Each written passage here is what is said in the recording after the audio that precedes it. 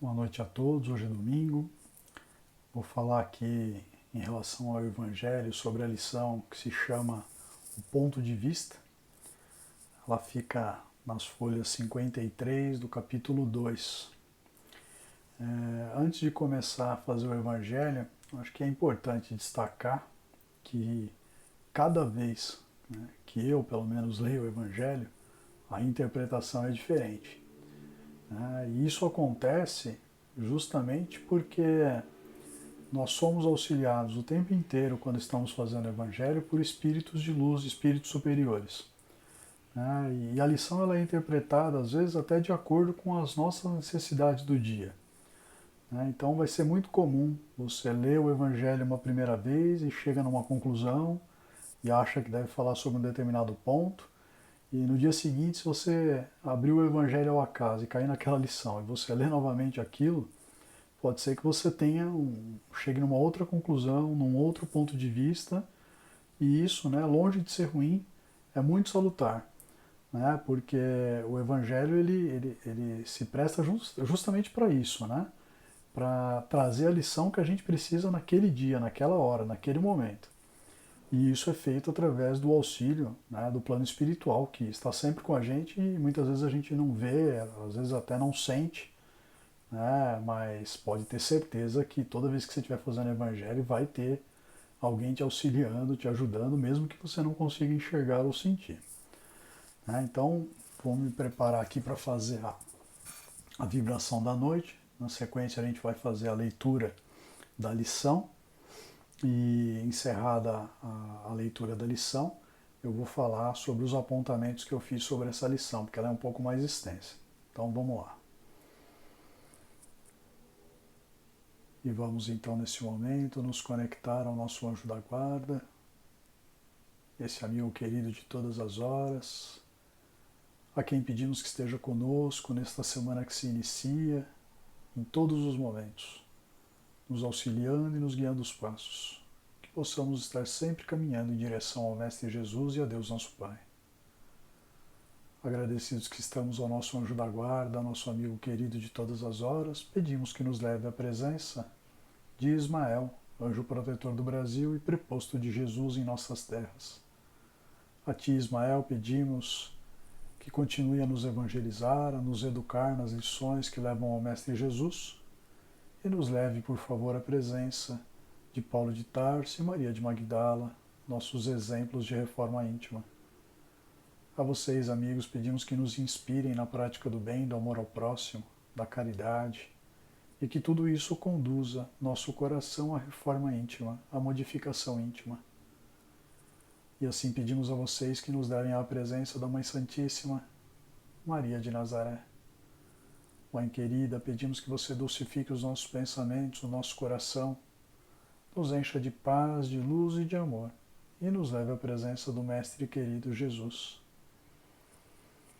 Jesus, Divino Mestre, é com grande alegria que estamos aqui em Teu nome, Senhor, para fazermos a leitura do Evangelho no lar, rogando a Ti muita compreensão para a lição da noite. Que o Senhor esteja conosco, acompanhando cada um dos nossos passos nesta vida terrena. Que não nos deixe cair, Senhor, e se cairmos, que o Senhor possa nos levantar. E assim pedimos a Ti, Mestre querido, que nos leve à presença do Pai Criador. Pai de infinita misericórdia e bondade, te agradecemos por tudo que somos, por tudo que temos, pelo dom da vida e da encarnação. Te pedimos, Pai, que derrame bênçãos de luz, de paz e de amor sobre todos os homens, encarnados e desencarnados, e que o amor prepondere no nosso globo terreno, Senhor. E vamos nesse momento nos unindo em pensamento, em vibrações positivas, pedindo ao Pai Celestial que permita que vibrações de paz, de luz e amor cheguem a todos os orfanatos, creches, que as nossas crianças sejam atendidas, socorridas e tratadas por pessoas de bem. Que as luzes de paz, de amor, cheguem ao coração de todos aqueles que se encontram em situação de rua, Pai. Que estes nossos irmãos possam ter onde comer, onde dormir, possam sentir-se acolhidos na presença dos seus anjos da guarda, espíritos protetores. Que esta vibração de muita paz, muita luz e muito amor chegue a todos os leitos de dores.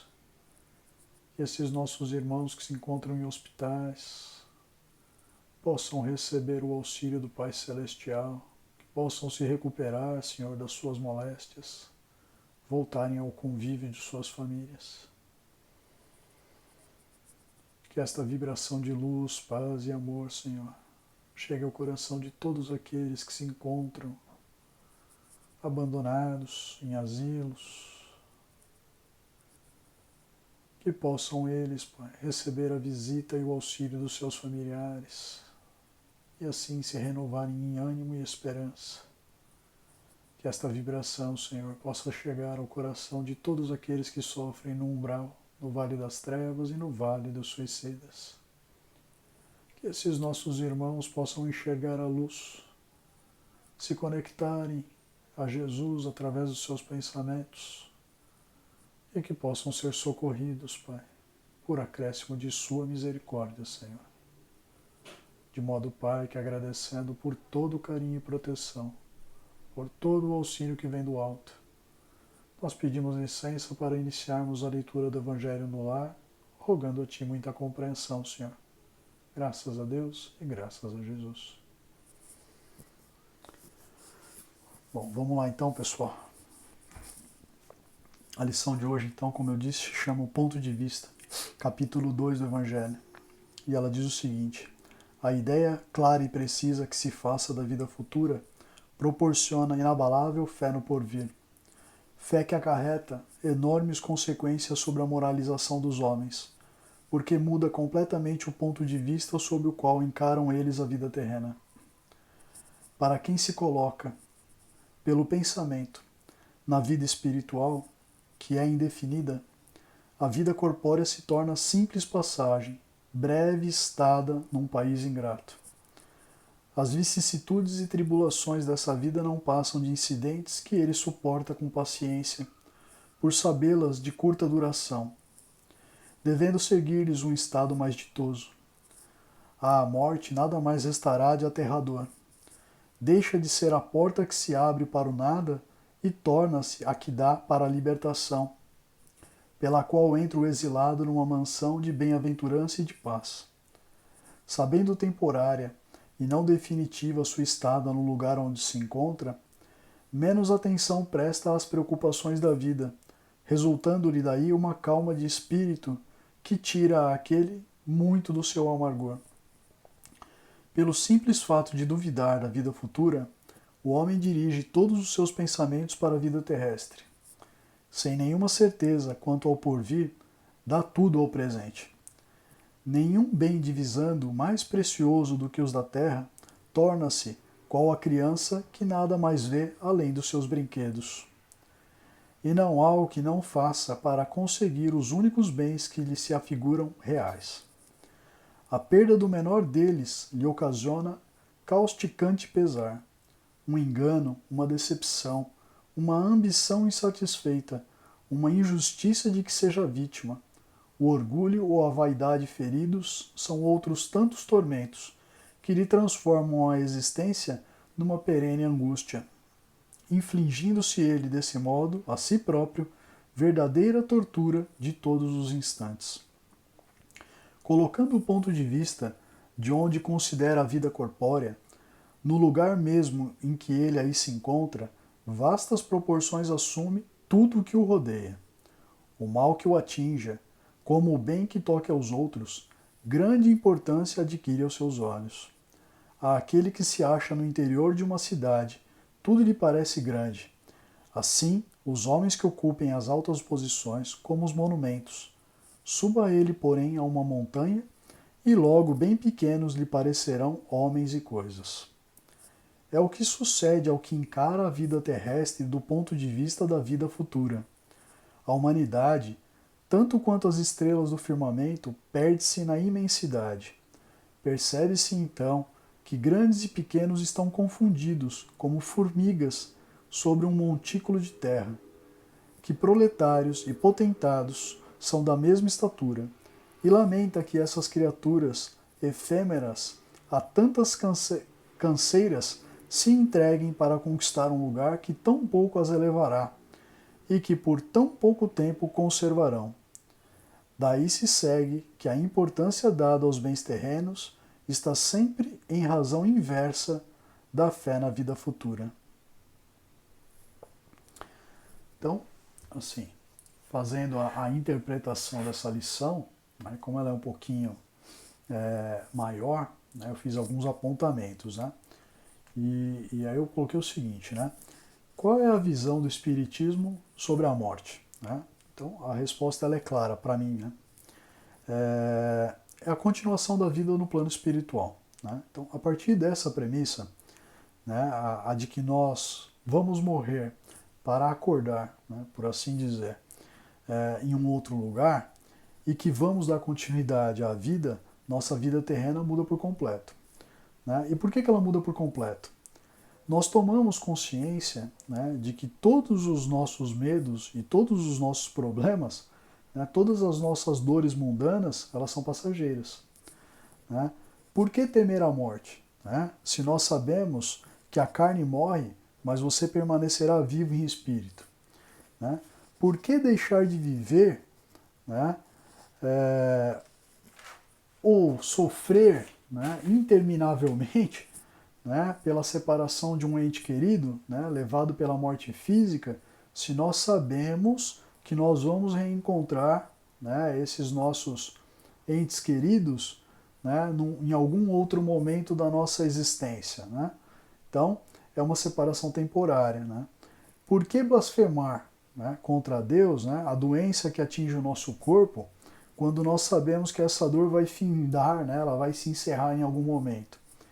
Por que lamentar indefinidamente a perda de bens materiais, né, se a morte física não nos permitiria e nem vai nos permitir jamais, de igual forma, levá-los conosco para o plano espiritual? Né? Por que ficar ajuntando bens materiais além das nossas necessidades, prejudicando até mesmo o convívio com aqueles de que tanto gostamos? Né?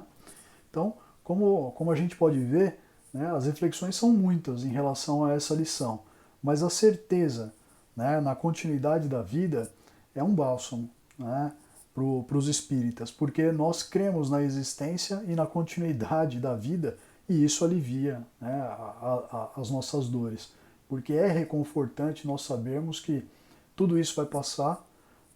Quando nós nos ligarmos do nosso corpo, nós vamos para o plano espiritual e vamos reencontrar os nossos parentes, os nossos familiares, aqueles que nós gostávamos tanto e por alguma situação nós acabamos nos separando por um determinado breve período, né? E por outro lado, né, assim, eu acho que aumentam as nossas responsabilidades, porque nós sabemos, né, que as nossas escolhas na vida carnal, elas determinarão as dificuldades, né, as provas que nós teremos que enfrentar futuramente. Porque tudo aquilo que nós fizermos aqui vai ficar registrado na nossa passagem, nessa nossa existência, e nós, ao chegarmos no plano espiritual, vamos ser cobrados pelo que nós fizermos. Né? Vamos ter lá a cadernetinha, por assim dizer, de todas as nossas boas ações e todas as ações que não foram tão boas assim. Né? E aquelas que não forem tão boas assim serão contabilizadas, né, e vão ser colocadas na nossa conta para que a gente, numa existência futura, numa reencarnação, a gente tenha condições de reparar. Né? Aquela história que a gente já conversou aqui no vídeo de reparar o mal que nós ocasionamos. Né? Então, de tudo isso, né, uma vez mais, né, porque essa é a essência do Espiritismo e essa é a essência do Evangelho.